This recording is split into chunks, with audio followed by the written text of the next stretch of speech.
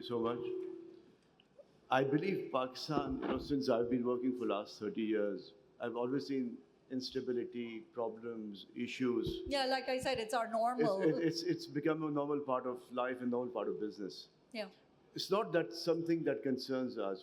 The only thing that really concerns us, is the policy inconsistency in this country, year after year, government after government, which does not allow companies to prosper. That's number one. Number two, making profit in this country, is a crime. So the government sees, that if the corporate, the banking sector or the corporates are doing well, they try to put more taxes on you, and they try to extract whatever is possible, from the business sector. What does that mean? That the government has failed to broaden the tax net in this country for last 30 years or maybe more than that. And who is being penalized? Salaried class people. That's right. Corporates, people who are compliant. People who are not in tax net, they don't worry about whether tax is 40%, 50%, because they are not in that tax net. They're not paying sale tax, they're not paying their corporate taxes, so they don't worry about it. So what is the result? The parallel economy in this country is growing, and the documented economy in this country is shrinking.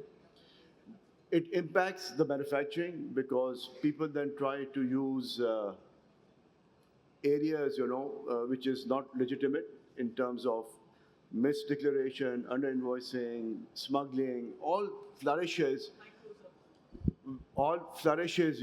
when these kind of policies, when these kind of taxation exists in a country. And it's not only the problem of Pakistan. Any country you go where the taxation is totally not in line, with other countries, this practice does take place, and people opt, for these kind of practices because it's easy to make money and not being seen in the tax net and try to do their business. So it kills the documented sector. It reduces the activity in the documented sector. And at the end of the day, what happens is that when government doesn't understand the challenges, what they see is that the tax revenue is not going up. So what they do?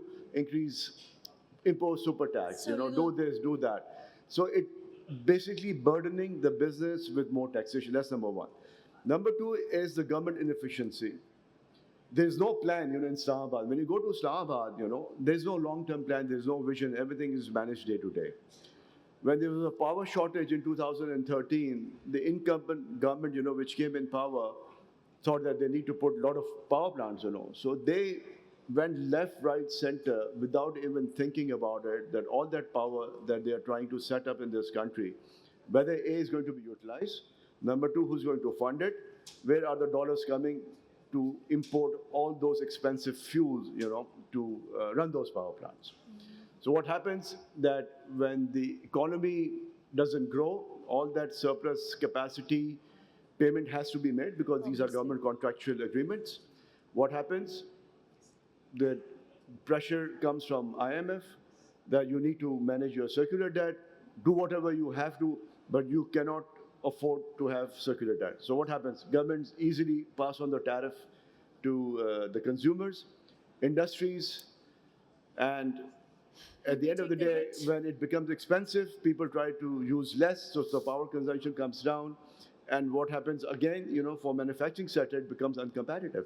So when we say that why the exports are not going up in this country is because our cost structure has become so expensive, which the government doesn't realize, and they keep trying to blame the private sector that you guys have become elite, you have... But Tabba sir, this sounds like a vicious cycle or a catch-22, as they say, which I feel, sitting here... Yeah, so what I'm trying to say is that it is the ability of the government, whether they want to provide all the tools for industries to prosper, and they are able to export more goods out of Pakistan. But they don't understand that if you're not competitive, you can still survive in the domestic market.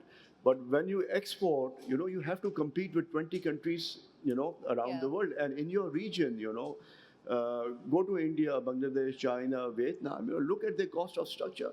And look at Pakistan cost of structure, it's not comparable.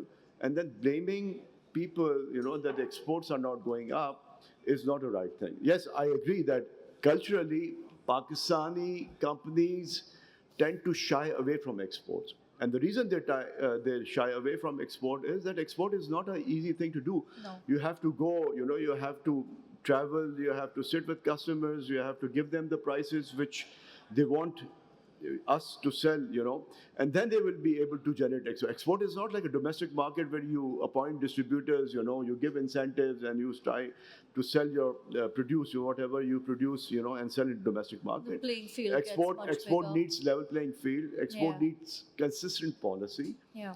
and export needs a cultural shift, which can only come through policy measures.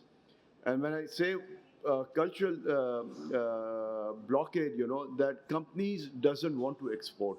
And no matter what you do, unless you don't come with a policy that you need to push companies or impose some kind of target, and use carrot and stick policy, that each company who is in the manufacturing sector has to export 10%, 15% of their revenue, no matter what. If you do it, you will get away with some So you're tax saying rebate. make it mandatory. You have to do it. Otherwise, this country is not going to go beyond $32, $33 billion worth of export.